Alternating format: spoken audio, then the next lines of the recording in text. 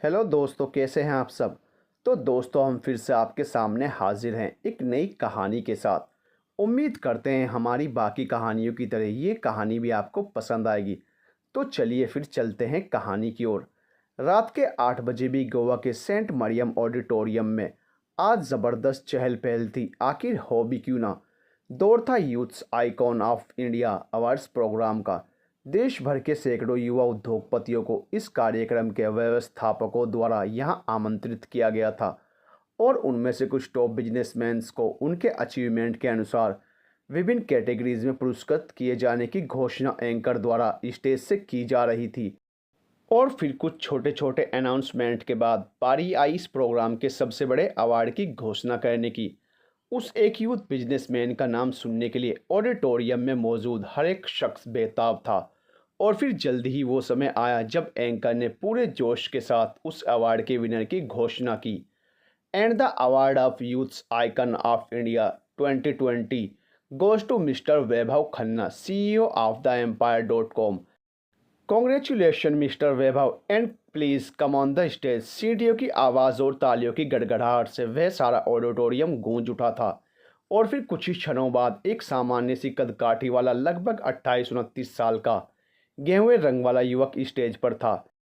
युवक ने white colour का कोट पैंट एवं ब्लैक शूज पहन रखे थे। चेहरे पर ज़बरदस्त कॉन्फिडेंस और आंखों में स्वाभिमान लिए इस युवा बिजनेसमैन ने पहले तो स्टेज एवं ऑडिटोरियम में मौजूद जबरदस्त भीड़ का अभिवादन किया और फिर मुख्य अतिथि के रूप में मौजूद गोवा के चीफ मिनिस्टर से ट्रॉफी एवं प्रशस्ति पत्र प्राप्त लिया। इस दौरान ऑडिटोरियम के चप्पे चप्पे पर बिजनेसमैन वैभव खन्ना की चर्चा हो रही थी। मात्र 6 सालों में एक स्टार्टअप के तौर पर शुरू की गई वेबसाइट ने कैसे खुद को एक $30 मिलियन का टर्नओवर देने वाले बिजनेस के रूप में स्थापित कर लिया, इसके बारे में लोग अपनी अपनी कहानियां, गॉसिप और फैक्ट सुनाने में व्यस्त थे। तो वहीं आयोजकों के अनुरोध पर वैभव माइक अपने हाथ में थामकर लोगों को संबोधित करने लगा। Hello ladies and gentleman, this is Vaibhav Khanna. इस खुशी के पल को आप सभी के साथ शेयर करते हुए बहुत अच्छा फील कर रहा हूँ। आप में से बहुत से लोग मुझसे परिचित हैं और बहुत से लोग नहीं भी हैं।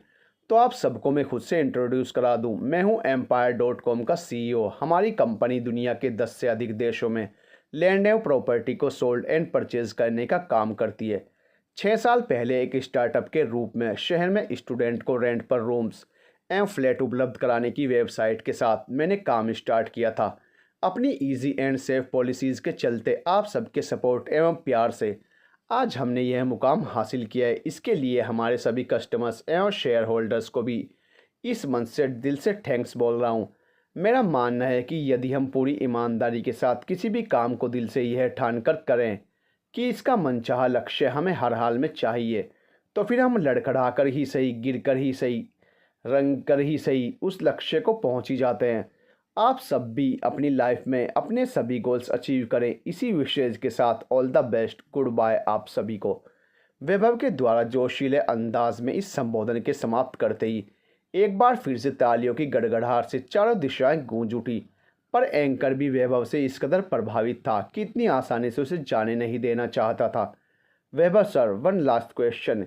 इतनी कम एज में आपने इतना बड़ा एम्पायर खड़ा किया, इस सक्सेस के पीछे किसका सहयोग रहा?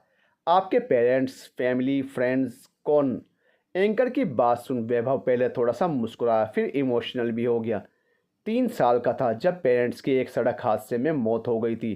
चेहरा भी ढंग से याद नहीं उनका। वह पुश्तैनी प्रॉपर्टी हथियाने के चक्कर में रिश्तेदारों ने जान से मारने का प्रयास किया।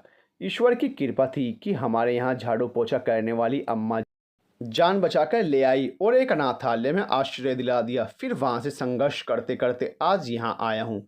और इस संघर्ष में जिसने मेरे साथ कंधे से कंधा मिलाकर साथ दिया, मोटिवेट किया और मेरी कैपेसिटी से मुझे रूबरू कराया, वह है प्रिया, मेरी सबसे अच्छी दोस्त, मेरा प्यार और अब मेरी वाइफ भी। She is one of the most precious parts of my life. मैं आज जो कुछ भी हूँ उसके पीछे की वजह दिवंगत माँ बाप का आशीर्वाद, मेरे कुछ अपनों का प्यार और मेरी प्रिया का साथ ही है। ऑडिटोरियम में मौजूद सभी लोगों के साथ साथ एंकर भी वैभव के द्वारा दिल को छू लेने वाले इस पहलू को जानकर खुद को खुश महसूस कर रहे थे। ग्रेट वैभव सर, जैसा कि हम सुना करते थे कि एक सफल पुरुष के पीछे हमेशा ही एक महिला का हाथ होता है। आपके केस में इसका प्रत्यक्ष उदाहरण देखने को मिल गया। और फिर इस ऑडिटोरियम में पार्टी, म्यूजिक और डिनर का दौर भी चालू हो गया। यहाँ मौजूद हर कोई वैभव के साथ सेल्फी लेने एवं बात करने को उतावला था, और साथ ही बहुत सारे पत्रकार भी अपने अपने स्तर से वैभव का पर्सनल इंटरव्यू लेने की कोशिश में लगे हुए थे। इन्हीं पत्रकारों में से एक थी जर्नलिस्ट दिव्या शिंदे, जो कि एक न्यूज़ चैनल की न्यूकमर जर्नलिस्ट थी। दिव्या वैभव की पर्सनल लाइफ से इस कदर इम्प्रेस हुई थी कि उसने हर हाल में ही उसके संघर्ष, उसके प्यार और उसकी सफलता के ऊपर एक डॉक्यूमेंट्री बनाने की ठान ली थी। उसे वैभव की कहानी में एक ज़बरदस्त मसालेदार डॉक्यूमेंट्री बनती नजर आ रही थी। हालांकि लाख कोशिशों के बावजूद यहाँ पर तो अन्य पत्रकारों की तरह उसको भी वैभव से बात करने का थोड़ा सा ही समय मिल सका, और फिर धीरे धीरे एक बड़े मीडिया कवरेज के साथ यह अवार्ड्स प्रोग्राम समाप्त हुआ। पर दिव्या अब हर हाल में वैभव और प्रिया की पूरी कहानी जानकर एक शानदार डॉक्यूमेंट्री कंप्लीट करने का प्रॉमिस खुद से कर चुकी थी। अवार्ड्स विनिंग के ठीक एक हफ्ते बाद कनाडा से फ्लाइट दिल्ली के इंदिरा गांधी इंटरनेशनल एयरपोर्ट पर लैंड होती है। अन्य पैसेंजर्स के साथ साथ इसमें से वैभव खन्ना भी अपने पीए बलबीर संधू के साथ बाहर निकलता है, जो कि गोवा से सीधा अपने बिजनेस के सिलसिले में यूरोप के कुछ देशों की यात्रा के लिए निकल गया था। एयरपोर्ट के बाहर उसे रिसीव करने प्रिया समवे आई हुई थी। प्रिया 5 foot 5 inch height, perfect figure, लंबे बाल, गोरा रंग, पिंक साड़ी में, चेहरे पर मुस्कान के साथ उसकी झील जैसी नीली आंखों में एक हफ्ते से वैभव के इंतजार की बेसब्री लिए हुए प्रिया एयरपोर्ट के बाहर लगी हुई स्ट्रीट लाइट्स की दूधिया रोशनी में बेहद खूबसूरत लग रही थी। और फिर सामने वैभव को खड़ा देख उसकी आंखों में खुशी के आंसू झलक आते हैं। वैभव भी मुस्कुराते हुए तुरंत ही प्रिया को गले से लगा लेता है। लव यू प्रिया, बहुत मिस किया तुमको यार। वैभव भी प्रिया से गले लगकर इमोशनल हो गया था, झूठा कहीं का। बीवी से पीछा छूटने पर फ्रीडम एंजॉय कर रहा होगा। प्रिया ने अब एक विशुद्ध भारतीय पत्नी की तरह तंज कसते हुए वैभव की चुटकी ली, और फिर दोनों ठहाका लगाकर हंस पड़े। और फिर कुछ ही देर में उनकी ब्लैक कलर की ऑडी A8 कार शहर के सबसे पॉश एरिया लुटियंस दिल्ली में बने हुए एक भव्य और आलीशान बंगले के गेट पर पहुंचती है। ड्राइविंग सीट पर प्रिया बैठी हुई थी। बंगले के मेन गेट पर खड़े दोनों गार्ड्स उनको सैल्यूट ठोकने के साथ ही गेट को खोलते हैं, और उनकी कार बंगले में दाखिल हो जाती है। किसी राजा महाराजा के महल की तरह बना हुआ एक बेहद खूबसूरत संगमरमर की तरह सफ़ेद रंग का विशालकाय बंगला, और उसके साथ कई एकड़ में फैला हुआ फार्म हाउस जिसमें बने हुए लॉन, हरा भरा बगीचा, स्विमिंग पूल आदि इस बंगले की खूबसूरती को चार चांद लगा रहे थे। सच में बड़ी प्यारी सी दुनिया बना रखी थी वैभव और प्रिया ने। घर पहुंचते ही ड्राइंग रूम में आया के पास अपने टेडी के साथ खेल रही उनकी 2 साल की बेटी अहाना डैडी को सामने देखकर खुशी से झूमकर वैभव की ओर दौड़ने लगी। वैभव ने भी घुटनों पर बैठकर पास आई अपनी बेटी को सीने से लगा लिया। वैभव अपनी बेटी के साथ खेलने में व्यस्त था। तभी पीछे से प्रिया की आवाज़ सुनाई दी, नाश्ता रेडी है, आ जाइए। और हाँ, मैंने आपको कॉल पर बताया था ना अपनी स्कूल फ्रेंड की कज़िन दिव्या के बारे में, जो जर्नलिस्ट है। उसको दोपहर 12 बजे का टाइम दे दिया है, तो कुछ देर उसके साथ व्यस्त रहना पड़ेगा हमें। यार तुम भी कहाँ इन जर्नलिस्टों के चक्कर में पड़ जाती हो। आज दोपहर लोकल क्लाइंट्स के साथ मीटिंग्स थी, तुम्हारी इस जर्नलिस्ट के चक्कर में शाम के लिए रीशेड्यूल कराई हुई है। क्या इतना ज़रूरी है यह इंटरव्यू? वैभव ने जवाब दिया। वैभव, वह हमारी कहानी पर एक डॉक्यूमेंट्री बनाना चाह रही है। वह एक स्ट्रगलिंग मीडिया पर्सन है, शायद हमारी वजह से उसके करियर में भी कुछ अच्छा हो सके। उसके लिए मेरी बचपन की फ्रेंड ने सिफारिश की है और मैं मना नहीं कर सकी। और फिर वह हम पर बनी मीनिंगफुल डॉक्यूमेंट्री से यूथ को एक मैसेज भी देना चाहती है कि लव और करियर दोनों को एक साथ इस्टेब्लिश किया जा सकता है। अगर आपके रिश्ते में अंडरस्टैंडिंग अच्छी हो, ये तो अच्छी बात है ना। अब प्लीज़ जल्दी से नाश्ता करके रेडी हो जाओ, वो आने ही वाली होगी। हम सभी इंडियंस पैदा ही जुगाड़ू प्रवृत्ति के साथ होते हैं। 21 साल की युवा जर्नलिस्ट दिव्या शिंदे में भी यह गुण साफ झलक रहा था। तभी तो एक हफ्ते के अंदर ही उसने अपने किसी दूर की रिलेटिव कजिन से, जो कि प्रिया की स्कूल फ्रेंड भी रही है, अपनी डॉक्यूमेंट्री के लिए इंटरव्यू का जुगाड़ भी लगवा लिया था। और फिर कुछ देर बाद वैभव और प्रिया घर के एक आलीशान से गेस्ट रूम में दिव्या के साथ कॉफ़ी पीते नजर आते हैं। दिव्या बहुत ही ज़्यादा खुश थी। उसने दिल से कई बार वैभव और प्रिया को इस इंटरव्यू के लिए थैंक्स किया था। ट्राइपॉड पर लगा अपना कैमरे को रिकॉर्डिंग मोड पर लगाने के बाद दिव्या ने एक्साइटमेंट के साथ उन दोनों से रिक्वेस्ट की, please ma'am, please sir, start कीजिए। अरे पर स्टार्ट करना कहाँ से है और हम में से किसको करना है? दिव्या की उत्सुकता देखते हुए वैभव ने हंसते हुए उससे सवाल किया, पर जवाब दिव्या से पहले प्रिया ने दिया। अरे यह भी कोई पूछने वाली बात है, जब हम फर्स्ट टाइम मिले थे वहीं से कर दो ना शुरुआत, अपने कॉलेज डेज से। ओके ओके श्रीमती जी, जैसी आपकी मर्जी। पर थोड़ा सा खुद के बैकग्राउंड से भी इंट्रोड्यूस करा दूँ साथ में, वैभव ने अपना गला सही करते हुए कहा। और इसी के साथ वैभव ने दिव्या को अपनी आप बीती सुनाना स्टार्ट किया। तो बात उन दिनों की है जब मैंने 12वीं के बाद पहली बार पुणे के पुणे इंस्टीट्यूट ऑफ मैनेजमेंट में बीकॉम में एडमिशन लिया। मेरे लिए यह बहुत बड़ा अचीवमेंट था। 12वीं तक सरकारी स्कूल में पढ़कर स्कूलों की नाम मात्र की फीस भी अपने से जूनियर स्टूडेंट्स को ट्यूशन पढ़ाकर जोड़ पाने वाला, दुनिया के रहमो करम पर जीने वाले एक बेघर बालक के लिए तो चमचमाते हुए विशाल कैंपस वाले एक इतने प्रतिष्ठित कॉलेज में एंटर होना भी सपने जैसा ही था। दरअसल अनाथ बच्चों को सपोर्ट करने वाले एक एनजीओ द्वारा एक शैक्षिक प्रतियोगिता का आयोजन किया गया था, जिसमें प्रथम आने वाले छात्र की हायर एजुकेशन का सारा खर्चा वही संस्था उठाने वाली थी। और किस्मत और मेहनत से उस प्रतियोगिता का टॉपर मैं ही था। टैलेंटेड बचपन से ही था, दिल उड़ान भरने के सपने देखता था। पर 2 वक्त की रोटी का जुगाड़ करने वाले एक छात्र के लिए ऐसी उड़ान में बहुत बाधाएं थी। जब 10वीं के एग्ज़ाम में ज़िले में टॉप किया तो बहुत से लोगों ने अलग अलग सलाह दी। किसी ने कहा यूपीएससी की तैयारी करना, आईएएस ज़रूर बनोगे। किसी ने कहा बेटा इंजीनियर बनना। पर हमारे समाज की सच्चाई है कि मुफ्त की सलाह देने वाले लाखों और मदद करने वाले एक आध ही मिलते हैं। खैर असहाय गरीबी 2 वक्त की रोटी का जुगाड़ करने के फेर से बाहर निकलकर कुछ बहुत बड़ा करने का सपना लेकर मैं राजस्थान के धौलपुर से पुणे आया। जीवन भर आभारी रहूंगा उस महान एनजीओ का जिसने कॉलेज की मोटी फीस के साथ साथ मेरे हॉस्टल और मेस का 3 साल का पेमेंट भी एक साथ ही कॉलेज प्रबंधन को कर दिया था। तो पढ़ने व रहने खाने का प्रबंध तो हो ही चुका था। रोज़मर्रा एवं अन्य छोटे मोटे खर्चों के लिए होम ट्यूटर का काम मैंने कॉलेज ज्वाइन करते ही स्टार्ट कर लिया था।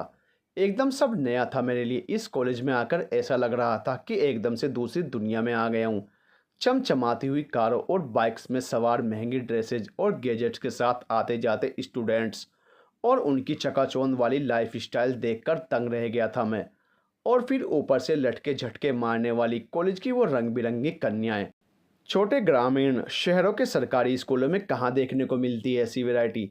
मेरे बारे में सहपाठियों की राय पहले तो एक गरीब देहाती की थी, तो कोई भी बात करना पसंद नहीं करता था। पर पढ़ाकू होने के कारण क्लास स्टार्ट होने के कुछ ही दिन में जब मेरा टैलेंट देखा तो उन्हें लगा कि बंदा काम का है, सेमेस्टर में हेल्प कर सकता है। इस तरह कुछ गिने चुने दोस्त भी बन गए।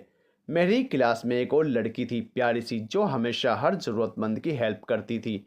दिखने में जितनी सुंदर थी उससे कहीं ज़्यादा वह दिल से सुंदर थी। नाम था प्रिया, प्रिया चटकनी। बड़ा अजीब सा नेम था उसका। इस वजह से क्लास के सभी लड़के लड़कियां मौका मिलते ही उसे चिढ़ाते ज़रूर थे। कोई कटकनी बोलता तो कोई पटकनी। दरअसल इस सरनेम के पीछे एक बड़ा लॉजिक था। प्रिया के दादाजी ने अपनी युवावस्था में लोहे एवं स्टील से बनी घरेलू वस्तुओं की छोटी सी दुकान स्टार्ट की थी। धीरे धीरे उनका कारोबार बढ़ता गया, पर लोग उनके दरवाजे पर लगने वाली चटकने की बेहतरीन क्वालिटी के लिए जानने लगे। वह भी अपने इस प्रोडक्ट के से इतना प्रभावित हुए कि अपने नाम के साथ टाइटल के रूप में इसी शब्द को जोड़ लिया। फिर उनके सभी बच्चों के नाम के साथ भी इस टाइटल को जोड़ा गया। प्रिया के दादाजी की वह छोटी सी दुकान अब जय महाराष्ट्र स्टील लिमिटेड के नाम से एक बड़ी कंपनी के रूप में अपनी पहचान बना चुकी थी। और उनका वह टाइटल चटकनी अब टाइटल की जगह सरनेम में परिवर्तित होकर बेचारी प्रिया के नाम के साथ जुड़कर उसके दोस्तों को मज़े लेने का मौका दे रहा था। प्रिया पढ़ाई में एक औसत पर काफ़ी सिंसियर स्टूडेंट थी और मैं एकदम किताबी कीड़ा। फिर एक दिन अचानक से लाइब्रेरी में फर्स्ट टाइम मेरी बात प्रिया से हुई थी, जब उसने अपने एक सब्जेक्ट रिलेटेड कन्फ्यूज़न को दूर करने के लिए मुझसे डिस्कशन किया था। बस फिर क्या था, लाइब्रेरी में पहली बार शुरू हुआ बातचीत का वह दौर कॉलेज का पहला साल ख़त्म होने तक अच्छी खासी फ्रेंडशिप में बदल चुका था। हम 4-5 फ्रेंड्स का एक ग्रुप बन चुका था। मैं, अनिकेत, मिहिर, सौम्या और प्रिया। क्लास में साथ बैठने से लेकर लाइब्रेरी में पढ़ाई और खाली समय में थोड़ा बहुत कैंटीन में साथ बैठना, यही दिनचर्या थी हमारी। हम 5 दोस्तों में से अनिकेत, मिहिर और सौम्या तीनों ही अलग अलग शहरों की मिडिल क्लास फैमिलीज से थे। अपनी खुद की स्थिति तो मैं बता ही चुका हूँ। प्रिया पुणे से ही थी। उसे हम एक सामान्य से परिवार से ही समझते थे क्योंकि उसका व्यवहार बेहद सरल, सामान्य एवं बेहद डाउन टू अर्थ था। पर जब एक दिन हम सभी उसके पेरेंट्स की मैरिज एनिवर्सरी पार्टी में शामिल होने उसके घर गए तो वहाँ की शान शौकत देखकर दंग रह गए। तब पता चला कि वह महाराष्ट्र के फेमस स्टील किंग की बेटी है। इतनी रिच फैमिली से बिलोंग करने वाली प्रिया मुझ जैसे गरीब अनाथ की फ्रेंड है। बड़ी मुश्किल से खुद को यकीन दिला पाया था तब मैं। इसे उस छोटी सी उम्र में भी प्रिया की समझ का ही नतीजा कह सकते हैं कि उसने मुझ जैसे फटीचर की हालत और हालात से ज़्यादा मेरे अंदर के टैलेंट और मेरे नेक दिल की पहचान करके मुझसे दोस्ती की थी। लाइफ में दिखावा से कहीं ज़्यादा महत्व सिंपलिसिटी का होता है। यह हम सभी दोस्तों ने प्रिया से ही सीखा है। कॉलेज गोइंग स्टूडेंट्स के दिलों में सामान्य तौर पर लव, क्रश, गर्लफ्रेंड जैसी जो मायावी इच्छाएं जन्म लेती थी, वैसा कुछ मेरे साथ नहीं था। मेरे दिलो दिमाग में तो बस पढ़ाई और उसके बाद जॉब से ज़्यादा कुछ चलता ही नहीं था। और आखिर चले भी क्यों ना, बचपन से ही तो पैसों की तंगी झेल झेल कर उसका महत्व समझ चुका था मैं। यही वो वजह थी जो मुझे मेरे साथ के दूसरे फ्रेंड्स से अलग बनाती थी। जहाँ एक और दूसरे लड़के छुट्टियों में मूवी, पिकनिक, पार्टी इंजॉय करते थे, मैं खुद की पढ़ाई फिनिश करके क्लास के दूसरे अमीर छात्रों के लिए नोट्स, प्रेजेंटेशन आदि तैयार करता था, जिसके बदले में वह लोग मुझे पैसे दिया करते थे। सब ठीक ठाक चल रहा था। फिर एक दिन मैं रोज़ की तरह लाइब्रेरी में बैठा पढ़ाई कर रहा था, तभी अचानक से मिहिर भागता हुआ आया। वैभव, पता नहीं प्रिया को क्या हो गया, लगातार रोए जा रही है। हमेशा खुशमिजाज रहने वाली लड़की प्रिया के अचानक से रोने की बात सुनकर मैं भी हैरान था। जाकर देखा तो सचमुच वह कॉलेज कैंपस के बास्केटबॉल कोर्ट के पास खड़ी हुई फफक फफक कर रो रही है। पास में खड़े अनिकेत और सौम्या से उसे चुप कराने की लाख कोशिशें करने के बावजूद भी उसकी आंखों से निकलने वाले आंसुओं को बंद न करा सके। प्रिया को इस रूप में पहली बार देखा था। उसकी आंखों से बहते आंसू अब सूखने लगे थे।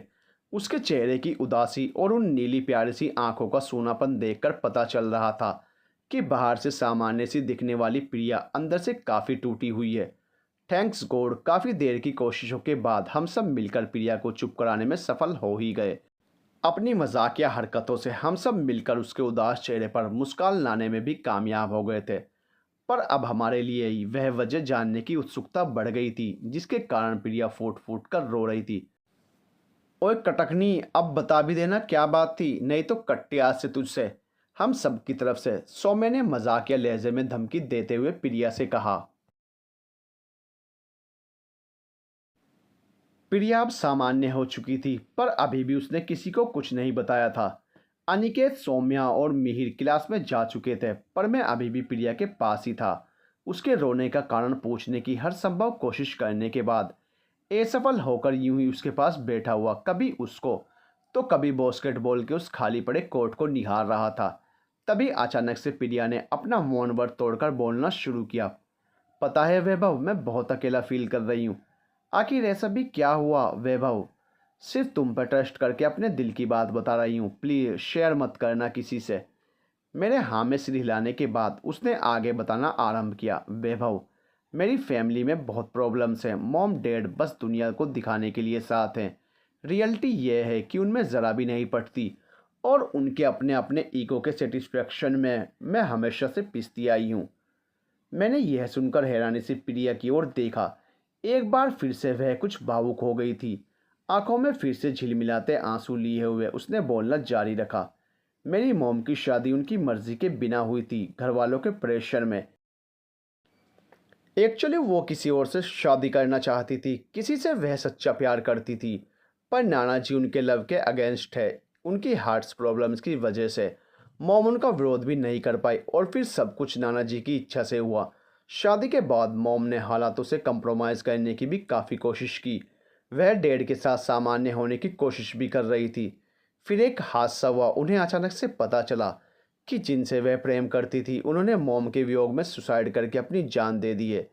तब मॉम माँ बनने वाली थी। इस हादसे से उन्हें गहरा सदमा लगा। बस तभी से उनकी मौत का दोष मॉम ने पापा के साथ रिश्ते पर थोप डाला। कुछ समय बाद मेरी बर्थ हुई। मेरे आने से मॉम डैड के रिश्ते को जोड़ने की एक वजह तो आई, पर उसके बावजूद भी सब कुछ ठीक नहीं हुआ। डैड भी मॉम की इग्नोरेंस की वजह से धीरे धीरे चिड़चिड़े होते गए और आज स्थिति ये है कि एक घर में रहते हुए भी दोनों एक दूसरे से मिलना, बात करना तक पसंद नहीं करते। बस किसी फंक्शन, पार्टी में दुनिया को दिखाने के लिए साथ खड़े होते हैं। यार मेरी क्या गलती इस सब में, मैं चाहती हूँ वो नॉर्मल रहें। तंग आ गई हूँ उनके रोज़ रोज़ के झगड़े से। काफ़ी कोशिश की उनमें पेचअप कराने की, पर सब बेकार। मेरी भी फीलिंग्स है ना वैभव, किससे रोऊं मैं जाके। मेरा भी मन करता है ना, और फैमिलीज़ की तरह हम भी एक हैप्पी फैमिली बन के रहें। पर कोई नहीं समझता मुझे। फिर एक बार फूट फूट कर रो पड़ी थी प्रिया। सच में काफ़ी उलझी हुई प्रॉब्लम थी उसकी। एक लड़की का सबसे बड़ा सपना होता है हैप्पी फैमिली, और उस बेचारी की फैमिली से तो हैप्पी वर्ड ही गायब सा हो गया था। तो क्या करती वह रोने के सिवाय। मैं समझता हूँ ना तुझे प्रिया, सब ठीक होगा, भगवान पर भरोसा रखो बस। मैंने उसके आंसू पोंछते हुए सहानुभूति जताई। और हाँ, आज फर्स्ट टाइम हमारे ग्रुप में से किसी ने उसको उसका नाम लेकर पुकारा था, बजाय चटकनी के। प्रिया को इमोशनली सपोर्ट की बहुत ज़रूरत थी, उसके अभाव में वह टूट रही थी। पता है प्रिया, तुम तब भी लकी हो जो तुम्हारे पास फैमिली है। भले ही उनके आपस में ना पड़ती हो, पर तुम पर तो वो दोनों जान ही छिड़कते हैं ना। फैमिलीज़ की वैल्यू तो उनसे पूछो जिनकी फैमिली होती ही नहीं। ना कोई हाल पूछने वाला, ना कोई चिंता करने वाला। बोलते बोलते मेरे ही शब्द मेरे ही सीने में घाव कुरेदने लगे। हाँ यार वो तो है, पर क्या सच में ऐसे लोग भी होते हैं? कैसे जीते होंगे बेचारे। बड़ी ही मासूमियत से प्रिया ने खेद व्यक्त किया। जी लेते हैं दुनिया भर के दुखों और अभावों से लड़ते हुए, जैसे मैं जी रहा हूँ, मैंने रुंधे गले से जवाब दिया। मैंने प्रिया के आंसू तो बंद करा दिए थे, पर अब आंसुओं का वही सैलाब मेरी ही आंखों पर नजर आ रहा था। तुम जी रहे हो क्या मतलब? हैरानी के साथ प्रिया ने मुझे घूरते हुए सवाल किया। हाँ प्रिया, यह सच है, दुनिया में मेरा कोई भी नहीं है, अनाथ हूँ मैं। मेरे माता पिता बचपन में ही छोड़कर चले गए थे। आज मैंने पहली बार इस कॉलेज में अपने किसी दोस्त को सच बताया था, जिसको सुनकर मानो प्रिया को 440 वोल्ट का करंट सा लग गया था। कि क्या? मगर तुमने तो हम सबसे कहा था कि तुम्हारे पेरेंट्स काफ़ी गरीब हैं, तुम्हारे पापा रिक्शा चलाते हैं। थोड़ी देर चुप रहने के बाद जब मैंने जवाब दिया, प्रिया मैं नहीं चाहता था कि यहाँ पर लोग मुझे सहानुभूति वाली नज़रों से देखें, मुझ पर तरस खाएं, क्योंकि सहानुभूति हमें कमज़ोर बनाती है। और मैं कमज़ोर नहीं, बहादुर बनकर जीना चाहता हूँ, बहुत कुछ अचीव करना चाहता हूँ। ओ माय गॉड वैभव, तुम।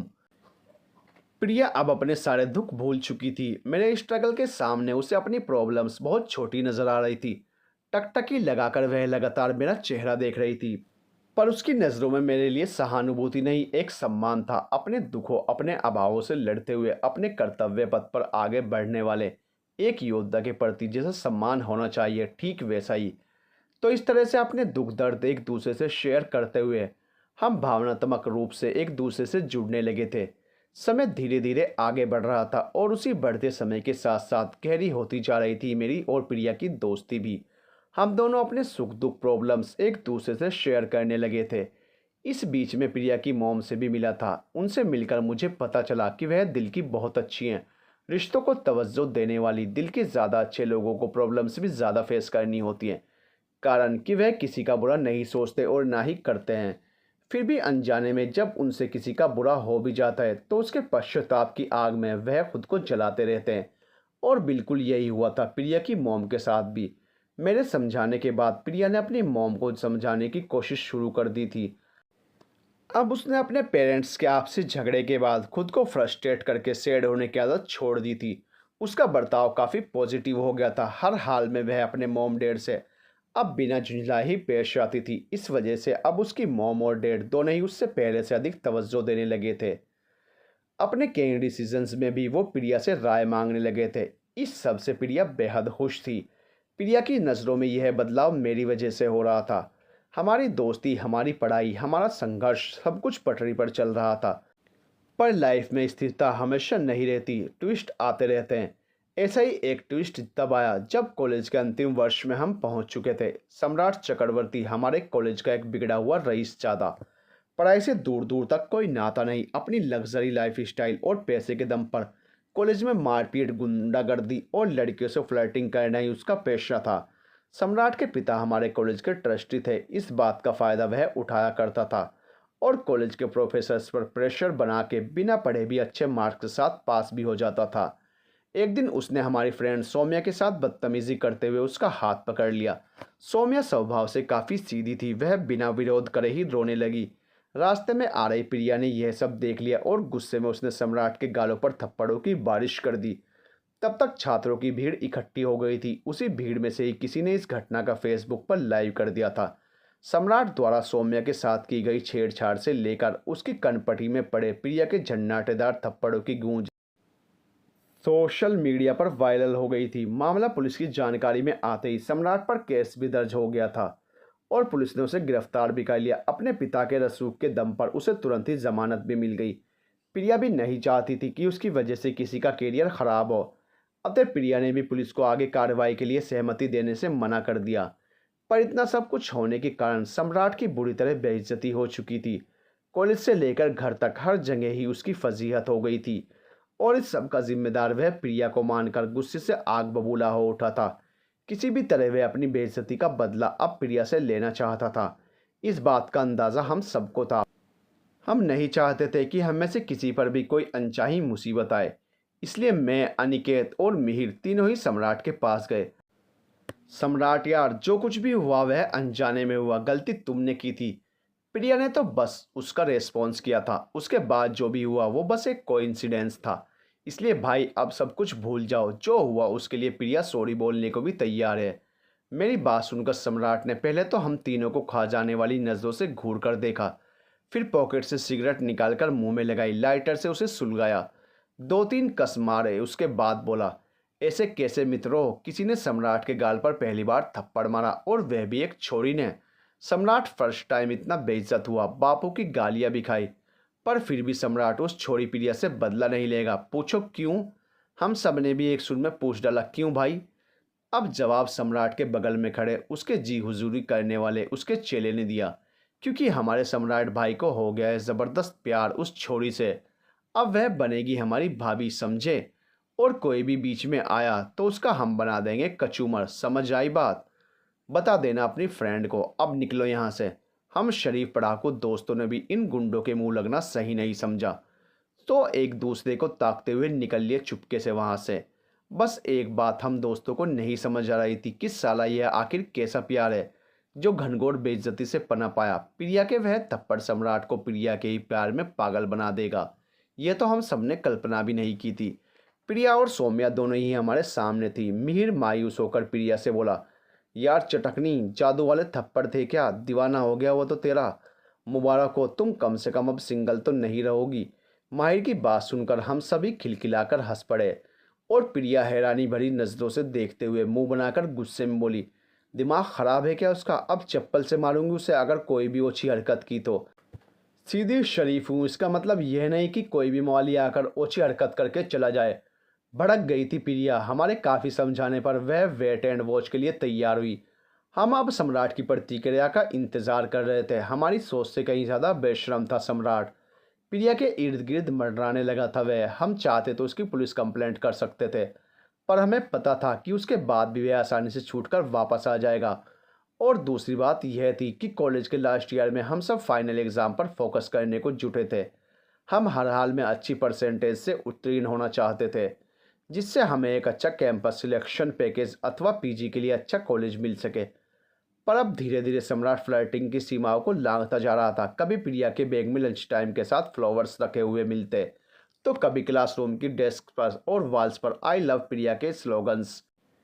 इन सब चीज़ों से प्रिया और हम लोग काफ़ी डिस्टर्ब होने लगे थे। सम्राट डायरेक्टली तो प्रिया के सामने आने की हिम्मत नहीं कर पा रहा था, पर इस तरह की हरकतों से उसको मेंटली टॉर्चर ज़रूर कर रहा था। हद तो तब हो गई जब एक दिन प्रिया के पापा ने घर आकर प्रिया को कुछ खास बात करने को बुलाया।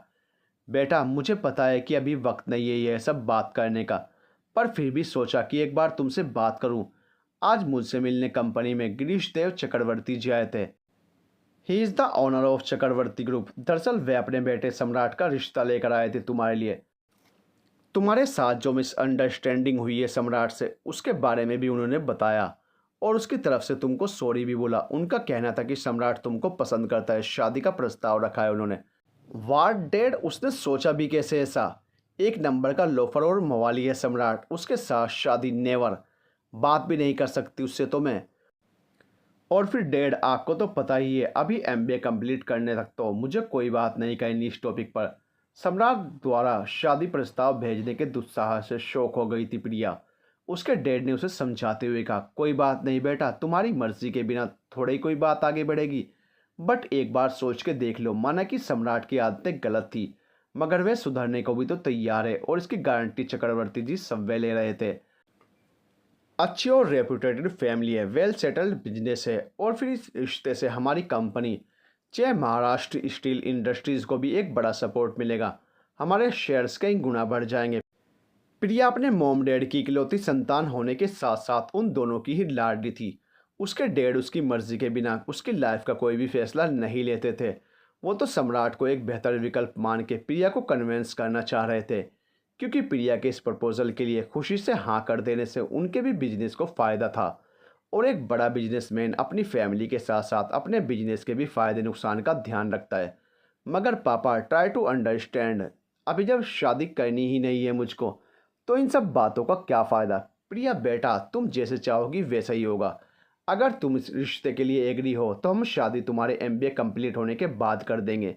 मेरे ख्याल से वो भी तैयार हो जाएंगे इस चीज़ के लिए। अदरवाइज़ कोई इस बात नहीं। और हाँ, अगर तुमको कोई और भी पसंद हो तो बेझिझक बता दो। मुझे बस तुम्हारी खुशी चाहिए। To be continued.